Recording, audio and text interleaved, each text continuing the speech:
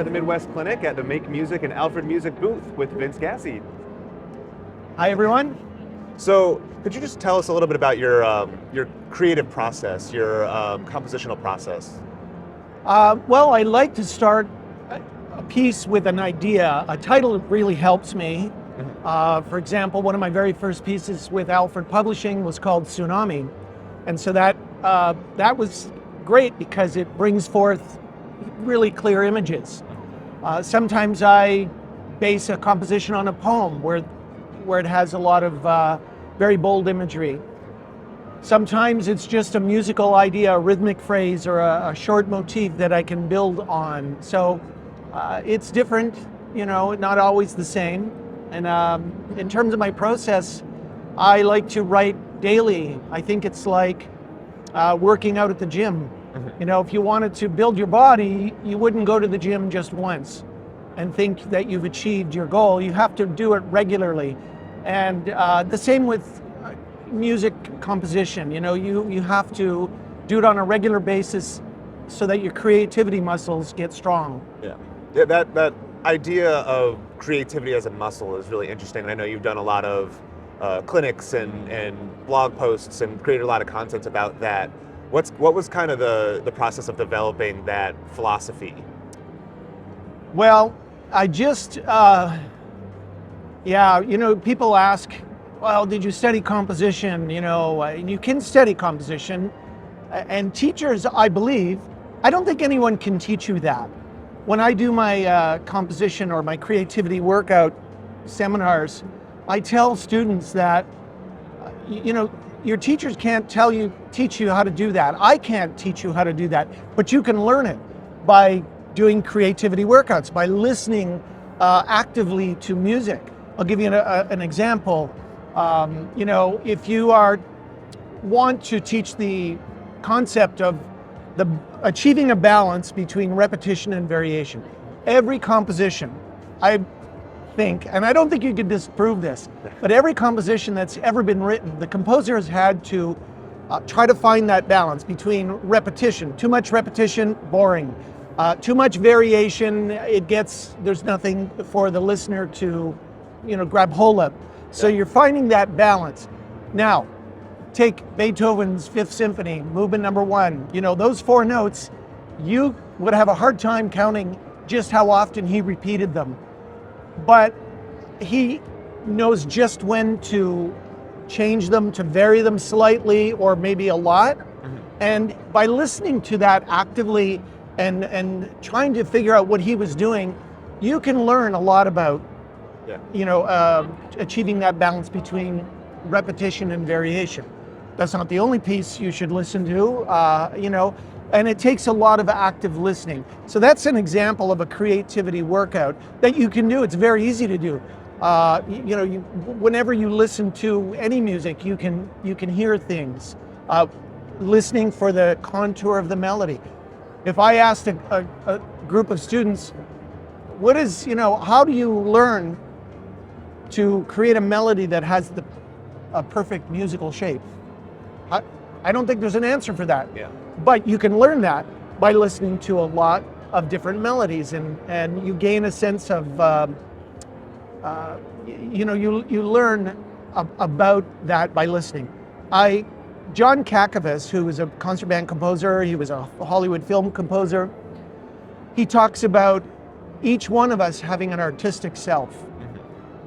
And every time you hear a piece of music, or perform a piece of music, or even just read through a score, listening to a movie score, your artistic self absorbs that, and it adds to your ability to be expressive, right? So the amount of musical experience that you have is going to determine how expressive you can be as a composer or a performer. And so the more experiences we have, the more our artistic self grows. I ask students 2 questions all the time. Raise your hand if you've ever had the thought, oh, I can't be a composer, I'm just not a creative person. Almost every hand in the room goes up. And I tell them that's not true. Every human being on the planet has the capacity to be creative. It's just that some people don't do those workouts. You know, like everybody here has the capacity to be an athlete or a bodybuilder. How many people though go to the gym regularly and you know, train their bodies? The other question I ask is, raise your hand if you've ever had the thought, oh, I couldn't be a composer, I just don't know enough theory. And I tell them that that's also false. Theory is not music creation, it's not composition. It's an analysis. It's like the rules of grammar, and learning theory is important, but I can take a classroom of students that have no musical knowledge and engage them in the creative process by, you know, getting them to think in sound, right? And organize sound. That's what I tell them composing is. It consists of thinking in sound and organizing sound. So you could take a room full of people who don't know anything about music, give them some non-musical objects, and give them a word, for example, time, and create some kind of sound organization or soundscape that embodies the word time. And they will do it because they're engaging in the creative process. Yeah, I love that idea that, you know, we talk about music is for everyone, but also creativity now can be for everyone too, because you gotta work on it, you gotta build it up. Yes, Yeah. I truly believe that everyone has that capacity. I think that's what defines us as human beings. Mm-hmm. Yeah, for sure. Now, curious on your composition process and in your career, you ever hit writer's block? Well, I have, Mm-hmm. and I get asked that question a lot. I heard once someone say, writer's block, there's no such thing as writer's block, just indecision. Because composing is, you know, there's a lot of decisions you have to make. What am I writing for? How long is it going to be? What is the style? And there's just a myriad questions. Mm-hmm. And when you are indecisive about it, yes, you're going to be stuck. My solution to writer's block is to write every day, whether you're writing for a project or not. I will really encourage students to create something every day, whether it's, you know, a short 2-bar phrase, a melody, just put some notes together, or anything, and keep a journal of that.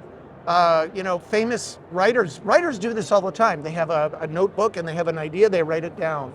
So that's also a creativity workout. Just, I've got this idea, whether it's writing it down or, you know, humming it into your phone, doesn't matter, it's creating. And if you're doing that on a daily basis, writer's block is really not, you know, it's rare because you're working out. Yeah. Are there any composers or educators that you've had that have really stuck with you throughout your career that had a lasting impact? Well, yeah, a number, lots. But I love the music of Jerry Goldsmith. And I just, there's a freshness about his music, about his style. It's concise, it's very musical. Mm-hmm. And there are other composers, yes, who have had an impact on me. Is it more of a question of who hasn't had an impact? Well, it goes back to my statement that every time you have a musical experience, you add it to your storehouse, Yeah. right? And so yes, there are lots of composers who've had a musical influence. Robert Sheldon is one of them, who I admire greatly. Dick Grove is a name maybe not many people know now, but years back, he had a great influence on me. He was a great teacher and writer. He had a way of teaching systematically, breaking things down and approaching the subject of composition in a systematic way. Mm-hmm. And it was very helpful to me. Great. And then I guess one last thing is, you know, for aspiring composers, aspiring musicians who want to break kind of into that world, do you have any other advice for them? Yeah, I would say just write every day, compose every day, listen to all styles of music. And do it because you have a passion for it.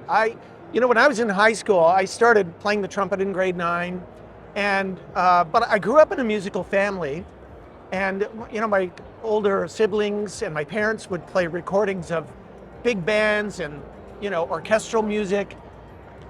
And even when I got into high school and started playing, I noticed I had a physiological response to the music. And I asked this question to students a lot. Do you ever listen to music and you get goosebumps, or you start wanting to move with the music? And I was fascinated by how I used to ask myself, how do composers know how to organize those ink spots on the page to produce that result, that physiological response in me? Music is sound waves traveling to your ear and going to your brain, and it's just a wonderfully, I think the word is ephemeral. Like, there's no words to describe, not ephemeral, but I'm not. Yeah, there's no words to describe that process. And so I wanted to learn that. And even though I didn't start writing until many years later, I always listened to try and hear, okay, what is this composer doing? That's making that response in me, or making me respond that way. So I would say to young people, write every day, write because it moves you, and I became passionate about music because it could move me so much. So do it because you love to do it, and just listen a lot and learn as much as you can. Fantastic. Thank you so much. You're welcome.